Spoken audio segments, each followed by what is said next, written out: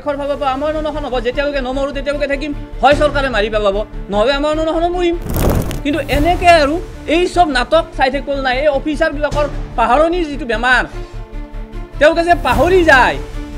কোৱাটো বাদ দিয়ক লিখি থকা কথাও যে আজি পাহৰিব ধৰিছে ভাস্কৰজী মান্তা নিচিনা মানুহে সেই চব চাই আৰু এইখন থাকিবলৈ নাই তাৰমানে হয় তেখেতসকলৰ শুধৰণি হওক আৰু নহ'লে আমাকে শেষ কৰি দিয়ক নহয় তিনিটা দাবী নহয় আমাৰ 21 দফীয়া দাবী আছিল স্বাস্থ্য শিক্ষা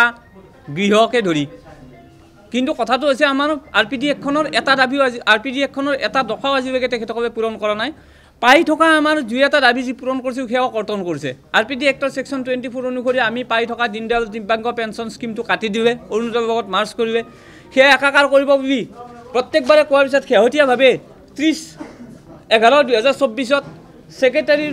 অধ্যক্ষতাত এখন বৈঠক অনুষ্ঠিত হৈছিল আৰু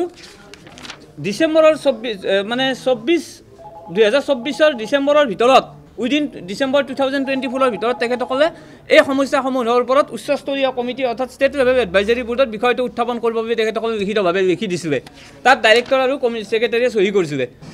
লগতে অন্যান্য দাবীসমূহ আছিলে লাইন স্কুলৰ কথা আছিলে কিন্তু শেহতীয়াভাৱে যোৱাকালি এখন যোৱাকালি নহয় শনিবাৰে নাভূত নাচৰুত ধৰণে এই সঞ্চালকগৰাকীয়ে আকৌ এখন চিঠি য'ত ষ্টেট লেভেল এডভাইজাৰী বোৰ্ডৰ কথা কৈছিল ষ্টেট লেভেল এডভাইজাৰী বোৰ্ডক তেখেতে আকৌ নাচত কৰি আকৌ এখন চিঠি অকল স্কুলৰ ওপৰত তেখেতসকলে য'ত কোনো 30 তাৰিখৰ মিটিঙত উপস্থিত নথকা মানুহ তেওঁ ৰেফাৰেঞ্চ দিছে 30 তাৰিখৰ কিন্তু 30 তাৰিখৰ মিটিঙত উপস্থিত নথকা মানুহক লৈ তেখেতে আকৌ এখন স্কুলৰ মিটিং হ'ব বুলি কৈছে তো তেখেতসকলে লিখিতভাৱে দিয়াৰ পিছত ষ্টেট লেভেল এডভাইজাৰী বোৰ্ড আজিলৈকে বহাবৰ চেষ্টা নকৰিলে সমস্যা সমাধানৰ কোনো চেষ্টা নকৰিলে তাৰোপৰি ডাইৰেক্টৰজনে সঞ্চালকজনে বাৰে বাৰে কথাটো আওপকীয়াভাৱে আমাক ঠগ প্ৰবঞ্চনাৰ চেষ্টা কৰিছে প্ৰতিবন্ধীসকলক এখন ঠগ প্ৰবঞ্চনাৰ জালেৰে মাত্ৰ দিনৰ পিছত দিন নিয়াইছে গতিকে এই ক্ষেত্ৰত এই ঠগ প্ৰবঞ্চনাৰ বিৰুদ্ধে পূৰ্বেও প্ৰতিবাদ কৰা হৈছিল 2018 চনৰ 5 অক্টোবৰত যিধৰণে প্ৰতিবাদ কৰি আমি লাঠি চালনাৰ সন্মুখীন হৈছিলোঁ তেখেতসকলে এবাৰ আমাক ঘূৰিয়াও মাৰক মই নিজে বুকু পাতিছোঁ মই অন্যৰ কথা নকৰোঁ মোক লাগিলে মাৰি পেলাওক সেইদিনাখনৰ পৰা যাতে ডিজাবুলৰ এই কণ্ঠটো বন্ধ হৈ যায় তেখেতসকলক শান্তিত থাকিব পাৰিব যে ডিজাবুলৰ অধিকাৰখিনি দিব নালাগে নিপেন বাবাকানে নিজে কৈছে আজি এজন নিপেন বাবাকানক মাৰাৰ বিনিময়ত যদি 1,60,000 মানুহৰ পেঞ্চন খুলি দিয়ক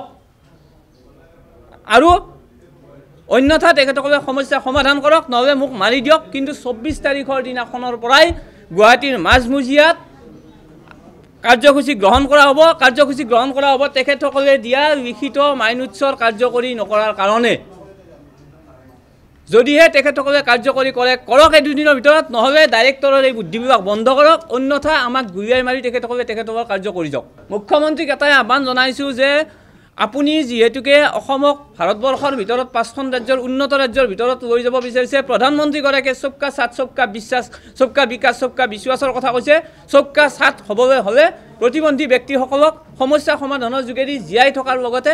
আপুনি বিকাশিত অসমৰ ৰূপ দেখিবলৈ পাব গতিকে আপুনি নিজাববীয়াকৈ হস্তক্ষেপ কৰক আৰু যদি আপুনি হস্তক্ষেপ নকৰে আমি ভাবি ল'ম যে আপুনিও আমাক জীয়াই থাকিবৰ কাৰণে জীয়াই থকাটো বিচৰা নাই কাৰ্যসূচী বুলি কথা নহয় কথাটো এনেকুৱা হয় 24 তাৰিখৰ দিনাখন আপোনালোকে জানে যে কাৰ্যসূচী কি নোপোৱাৰ মানুহখিনি গুচি আহিব আমাৰতো এনেকুৱা নহয় আমাৰ যিখিনি নোপোৱাৰ বেদনাত আহিব আজি পাই থকা মানুহে যেতিয়া পোৱাৰ বেদনা পাই হেৰুৱাৰ বেদনাটো কেনেকুৱা সেই মানুহখিনি সেইদিনাখন প্ৰত্যুত্তৰ দিব কেনেকুৱা ধৰণৰ হ'ব চিধা কথা আৰু দিছপুৰৰ মাজমজিয়াত ইয়াতে আমাৰ গুৱাহাটীৰ মাজমজিয়াত ইয়াত কাৰ্যসূচী হ'ব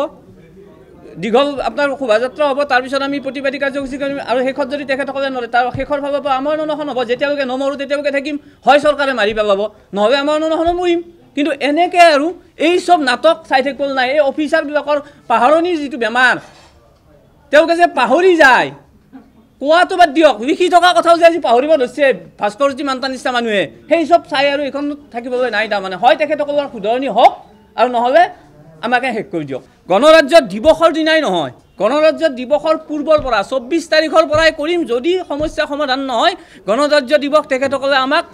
শেষ কৰিহে গণৰাজ্য দিৱস পাতিব পাৰিব